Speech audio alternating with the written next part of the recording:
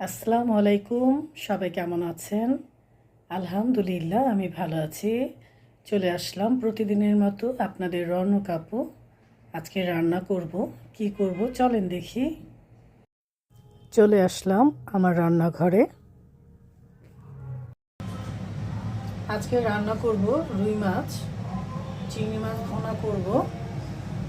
সব কিছু গুছিয়ে নিয়েছি, ভাত বসিয়ে দিয়েছি, আর মুসুরির ডাল টমেটো দিয়ে রান্না করছি।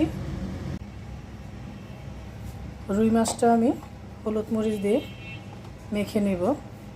হলুদ ফাঁকি দিয়ে দিলাম, শুকনো মরিচের গুঁড়ো দিয়ে দিলাম, আর দিয়ে দিচ্ছি লবণ। ডালের মধ্যে কাঁচামরিচ দিয়ে দিলাম।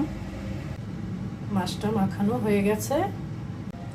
রুই মাছটা আমি সবজি দিয়ে রান্না করব।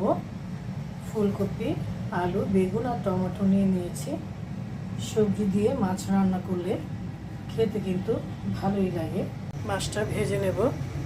তেল দিয়ে দিচ্ছি, মাছটা দিয়ে দিচ্ছি।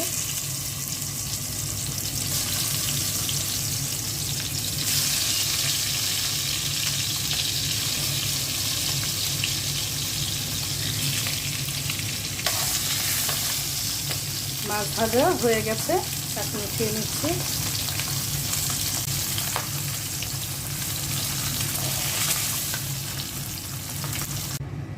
মাছ ভাজা তেলের মধ্যে পেঁয়াজ দিয়ে দিচ্ছি।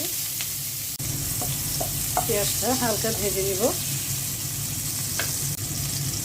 মশলা দিয়ে দিচ্ছি, আদা রসুনের পেস্ট দিয়ে দিলাম, দিয়ে দিচ্ছি ধনিয়া পাতা, লবণ, হলুদ পাখি, শুকনো মরিচের পাখি, জিরে পাখি। মশলাটা ভালো করে ভেজে অল্প করে পানি দিয়ে দিব। অল্প করে পানি দিয়ে দিচ্ছি।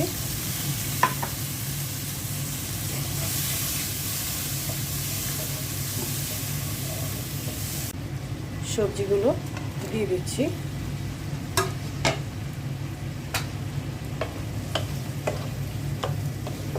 আরেক পাশে পেঁয়াজ ভেজে নিচ্ছি। চিংড়ি মাছের তরকারিটা বসিয়ে দিব। বেশি ঝামেলা না চিংড়ি মাছের ভুনা করা।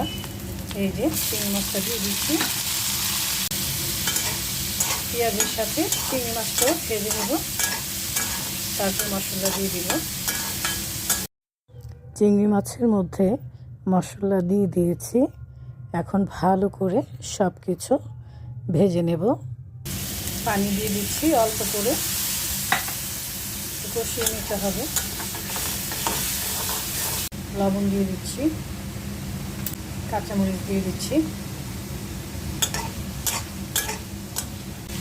চিংড়ি মাছের মধ্যে পানি দিয়ে দিচ্ছি, ঢেকে দিচ্ছি।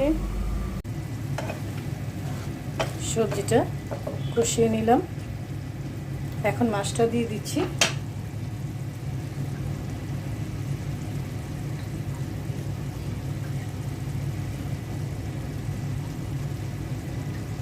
পানি দিয়ে দিচ্ছি।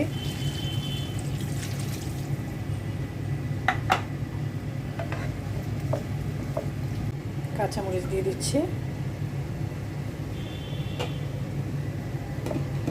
ঢেকে দিচ্ছি। এই তো হয়ে গেছে রুই মাছের তরকারি। সবজি দিয়ে রান্না করেছি, আর চিংড়ি মাছ ভুনা, মসুরের ডাল। গরম গরম ভাতের সাথে খেতে কিন্তু দারুণ লাগবে। বিকেলবেলায় চলে গেলাম দিয়াবাড়ি নার্সারিতে গাছ কেনার জন্য। গাছ দেখে সবই কিনতে ইচ্ছে করছে, কোনটা রেখে কোনটা কিনবো। এই অরেঞ্জ গেন্দাগুলো কত? 30 টাকা।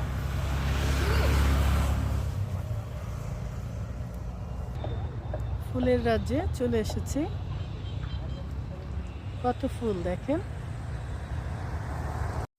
গাছ কিনে চলে গেলাম আম্মার বাসায়।